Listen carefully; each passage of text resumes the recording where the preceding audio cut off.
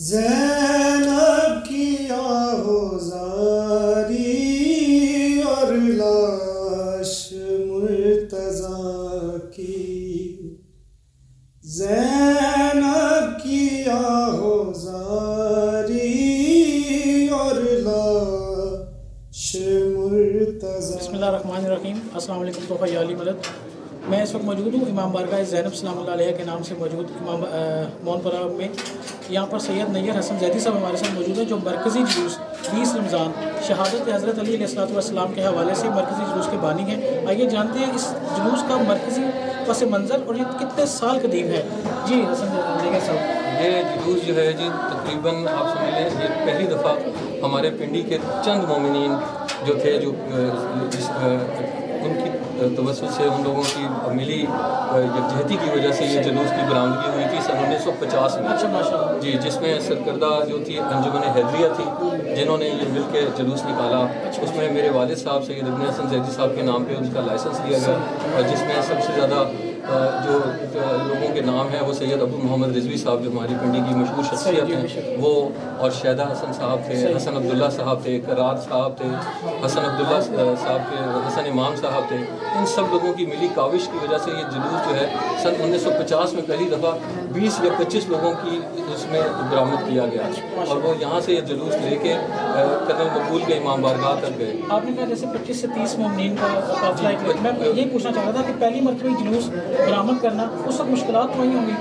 بالکل، اس وقت ہماری پیدائش بھی نہیں تھی، یہ تو میری پیدائش سے پہلے کی بات چیت ہے، جی ہوا ہوگا، لیکن اس زمانے میں اگر آپ ابھی لائسنس کو دیکھیں تو اس میں صرف 3 کانسٹیبل اور 1 ASI جو تھا اس کی ڈیوٹی ہوا کرتی تھی ساتھ ساتھ جانے کے لیے، اور جبکہ اب ماشاءاللہ ہزاروں میں سیکیورٹی والے ہمارے ساتھ ہوتے ہیں، اور یہ پنڈی کا مرکزی جلوس بن گیا ہے ان کی کرامات کی، کیونکہ میری والدہ جو تھی وہ پنڈی پورا جانتا ہے کہ وہ سیدہ مبارک بانو زیدی مجالس پڑھا کرتی تھی، اور وہ لوگ وہاں سے انڈیا سے مائگریٹ ہو کے پاکستان یہاں آئے، اور یہاں پہ آ کے انہوں نے ان مجالس کا سلسلہ شروع کیا۔ تو وہ جلوس جو ہے وہ اس وقت سے نکلنا شروع ہوا، اور جو وہ اس میں بڑے کیا کہتے ہیں ایسے نام ہیں ان لوگوں کے جو مجھے یاد بھی نہیں ہیں، لیکن یہ ہے کہ ان لوگوں کی وجہ سے یہ جلوس پنڈی کا جو ہے اس وقت مرکزی جلوس بنا، اور اس میں سب سے بڑی کنٹریبیوشن جو ہے وہ ہمارے ماتمی تنظیموں کی اور ماتمی حضرات کی ہے، کہ جو اس وقت اس جلوس کو بہت پر رونق اور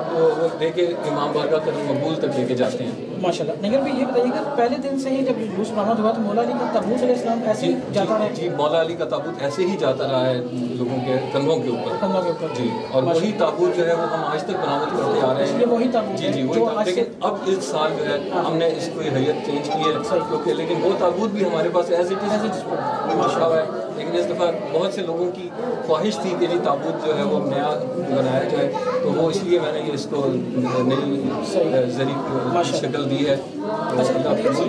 ماشاء اللہ الہی آمین۔ لیکن سب یہ بتائیے گا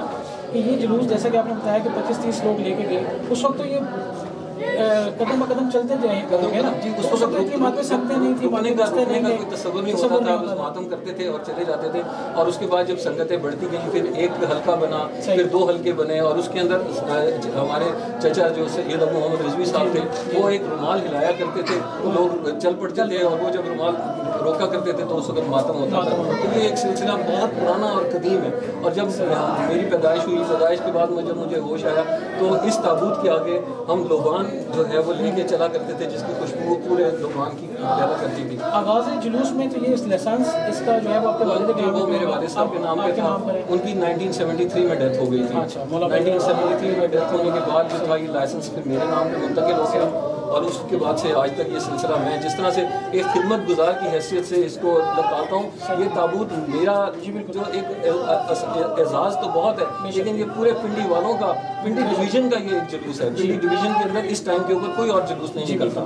تو یہ میرے جتنے بھی ماسمی تنظیمیں، میری جتنی بھی انجمن، میرے جتنے بھی ساتھی، میرے سب سے قریبی دوست